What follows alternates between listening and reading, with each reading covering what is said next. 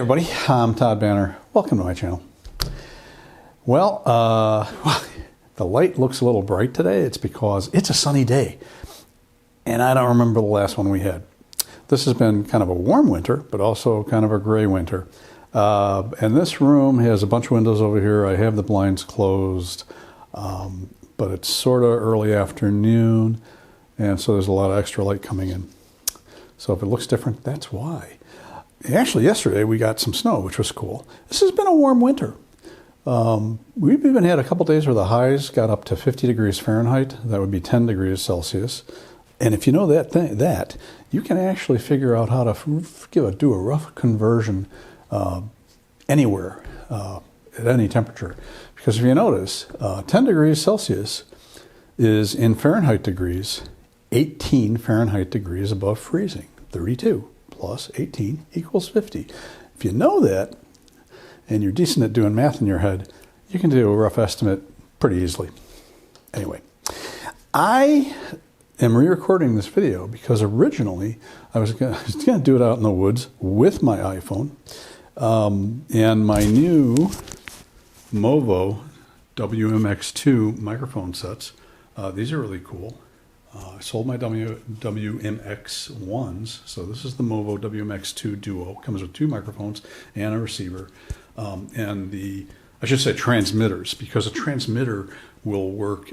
It has a built-in condenser mic, but you can also plug a corded lavalier into it and use it as a conventional lavalier, so that's kind of cool.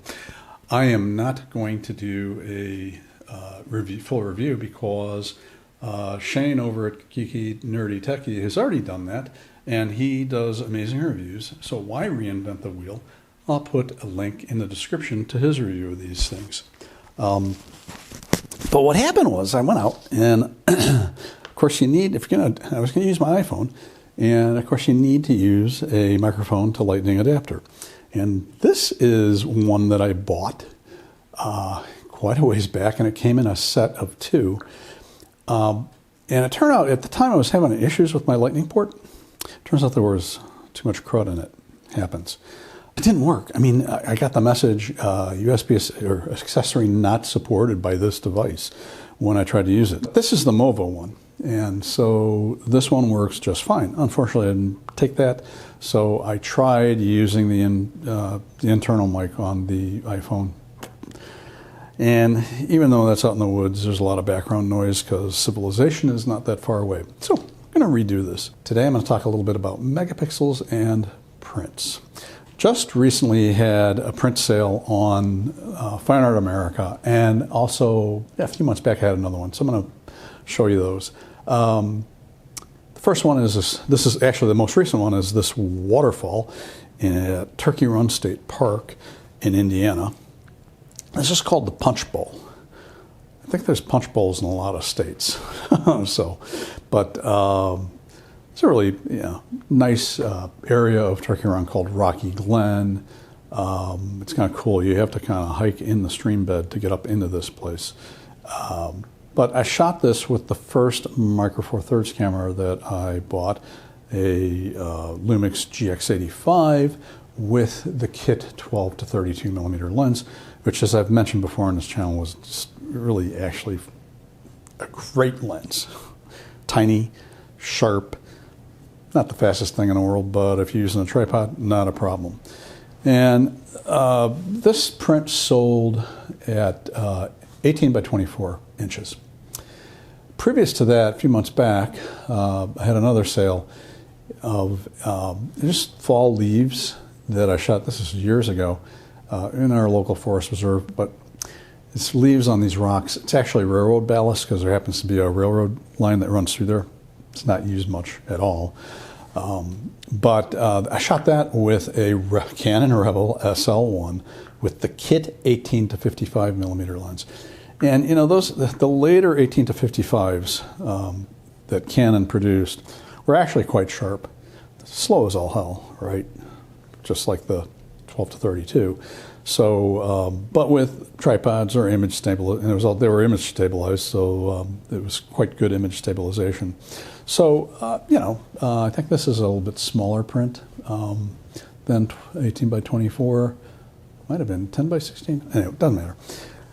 But the SL1 was 18 megapixels. I'll put links to those two images down in the description. But even if you wanted to do 3 by 4 footprints, 20 megapixels, even 16 megapixels is fine. If you look at SmugMug's specifications for print files, what you will find is they recommend 3,500 pixels on the long dimension or larger to print their largest print sizes. 3,500 pixels on the long dimension is in 3 by 2, 35 millimeter format. That's going to be around 8 megapixels or so, roughly. So the thing is, the camera manufacturers spend a lot of marketing money convincing us that we need all these megapixels. And if you look, the latest Fuji, the X-T5 that just came out recently, is a APS-C 40 megapixel sensor. And is it going to make any difference over the 26 megapixel sensor in its predecessor? Probably not as much as you might think. If you go back to the earliest digital SLRs and take a look at the Canon 10D, that was a 6 megapixel camera. And at the time, there was an article, a blog post. It was a commercial photography studio the client hired them to photograph a moving van. The client was a moving van franchise, one of the big van lines in North America. Can't remember exactly which one it was. But they photographed this moving van, semi-tractor and trailer. And I forget if I think they had to use a big space, obviously, to photograph a moving van. And the way they had it was they had if this is the tractor and this is the trailer, they kind of had it canted like this, so that they had the tractor facing kind of 3/4 on to the camera, and the trailer broadside. And the client wanted that on the side of the trailers. They wanted that blown up and put on the side of the trailers. And so they did this with a 6 megapixel Canon 10D. They went ahead and they blew it up and they popped it onto a trailer. And then they were worried because it was so realistic. And what they were worried about was because, like, if you were in a car driving and passing that moving van, and if you weren't paying attention, if you looked out your passenger side window at the wrong time, you would see just the grill of the tractor.